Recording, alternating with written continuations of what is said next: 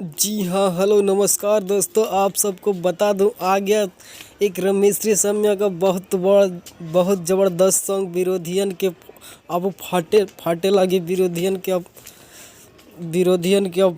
अब रमेश रेशमिया भाई ने तहलका ही मचा के रख दिया। आप तो देखिए, कल सुबह ये सॉन्ग रिलीज होने वाला है। विरोधियन के काहे फाटेला। रमेश रेशमिया भाई के सॉन्ग सुबह 6 बजे यूट्यूब पर रिलीज कर दिया जाएगा। रमेश रेशमिया एंटरटेनमेंट ऑफिशियल पर रिलीज कर दिया जाएगा। ये सॉन्ग को जाइए और सुनिए, खूब दुलार प्यार दीजिए।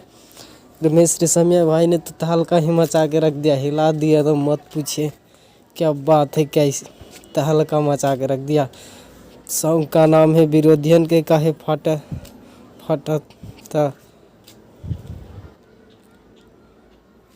इस सॉन्ग का नाम है विरोधियन के काहे फटा था। क्या बात है, बहुत ज़बरदस्त सॉन्ग है। सुबह 6 बजे रिलीज हो।